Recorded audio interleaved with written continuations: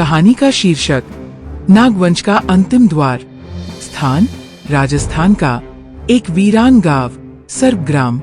राजस्थान के रेगिस्तानी क्षेत्र में एक छोटा सा गांव था सर्पग्राम, जहां वर्षों से कोई नहीं रहता था। ये गांव एक प्राचीन नागवंश का स्थान था और वहाँ एक द्वार है, नागलोक द्वार, जो हर 100 वर्षों में एक रात के लिए खुलता है। उस रात जो भीतर चला जाता है कभी लौटकर नहीं आता। ये कहानी शुरू होती है जैप कविता नाम की एक शोधकर्ता नागवंश पर शोध कर रही थी। उसे एक पुराना ग्रंथ मिला जिसमें नागलोक द्वार का उल्लेख था। उसने अपने मित्र राघव के साथ गांव जाने का निश्चय किया। जब वे सर्पग्राम पहुँचे, पूरा गांव वीरान था। मकान खंडहर में बदल चुके थे, पेड़ सूखे हुए और मिट्टी में कुछ जगहों पर सांपों की खाल बिखरी हुई थी।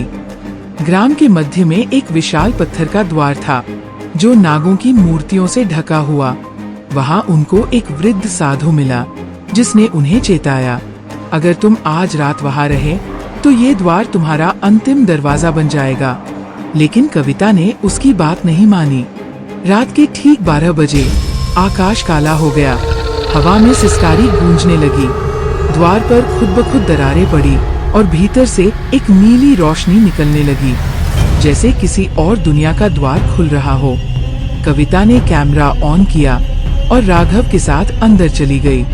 भीतर एक लंबी सुरंग थी, दीवारों पर नागों की आकृतियां और उनके बीच से सरसराहट की आवाजें आ रही थी।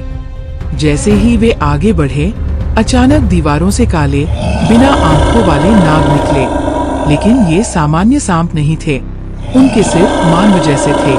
राघव डर के मारे पीछे भागा, लेकिन द्वार बंद हो चुका था।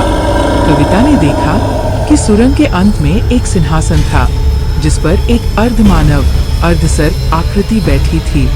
उसका नाम नागेंद्र था और वो नागलोक का रक्षक था। वह बोला, तुमने द्वार खोला है, अब तुम्हें इसे बंद करने की कीमत भी चुकानी होगी, और वो कीमत है एक बलि। राघव की चीख गूंजी और अगले ही पल वो हवा में लटका हुआ दिखा, सांपों की जंजीरों से बंधा। कविता ने हाथ जोड़कर माफी मांगी, लेकिन नागेंद्र ने कहा, ज्ञान की भूख तुम्हें यहाँ लाई, अब शांति भी यही मिलेगी।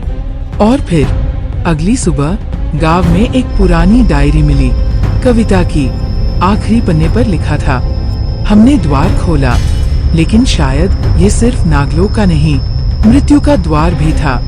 ग्राम आज भी वैसा ही है, लेकिन अब उस द्वार के आगे एक नया पत्थर है जिस पर 2 नाम खुदे हैं, कविता, राघव। इस कहानी से हमको ये जान लेना चाहिए कि कुछ द्वारों को बंद ही रहने देना चाहिए, क्योंकि हर रहस्य जानने के लिए नहीं होता।